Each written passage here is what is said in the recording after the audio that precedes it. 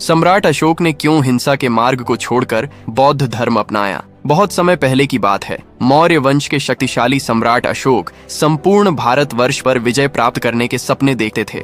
वह पराक्रमी थे, निडर थे और उनकी सेना अजेय मानी जाती थी। उनके जीवन का सबसे बड़ा लक्ष्य था कलिंग पर विजय। कलिंग का युद्ध 2610 ईसा पूर्व अशोक ने कलिंग पर चढ़ाई कर दी। यह युद्ध इतिहास के सबसे भयानक युद्धों में से एक था। हजारों सैनिक मारे गए, अनगिनत स्त्रियां विधवा हो गईं, बच्चे अनाथ हो गए और धरती रक्त से लाल हो गई। युद्ध के अगले दिन अशोक विजयी होकर युद्ध भूमि में घूम रहे थे। चारों ओर लाशें बिखरी थीं, घायल कराह रहे थे। स्त्रियां अपने प्रियजनों की लाशों से लिपटकर विलाप कर रही थीं। तभी एक वृद्ध औरत अपने बेटे की मृत देह से लिपटकर चीत्कार कर उठी। क्या यही तेरी विजय है सम्राट? क्या यही तेरा धर्म है? अशोक स्तब्ध रह गए। उस वृद्धा की चीखें उनके दिल को चीर गईं। उनके कदम लड़खड़ा गए और आंखों से आंसू बहने लगे। उस दिन पहली बार सम्राट अशोक ने खुद से पूछा, क्या मैं सच में विजेता हूँ या मैं हजारों घरों का विनाशक हूँ? उस रात अशोक ने नींद नहीं ली। युद्ध की चीखें, कराहते लोग और मृत बच्चों की निःशब्द आंखें उनके हृदय में उतर गईं। अगले ही दिन उन्होंने घोषणा की, अब कोई युद्ध नहीं होगा, अब मेरा जीवन समर्पित होगा सेवा, करुणा और शांति के मार्ग पर। सम्राट अशोक ने बौद्ध धर्म अपनाया और अहिंसा, प्रेम और मानवता का मार्ग चुना। उन्होंने अपने जीवन का शेष भाग समाज की भलाई, शिक्षा, चिकित्सा और धर्म प्रचार में लगा दिया। उनका हृदय जो पहले कठोर था, अब करुणा का समुद्र बन गया। अशोक ने अपने अंतिम दिनों में कहा था, एक सम्राट की सबसे बड़ी जीत उसकी तलवार से नहीं बल्कि उसके हृदय की दया से होती है।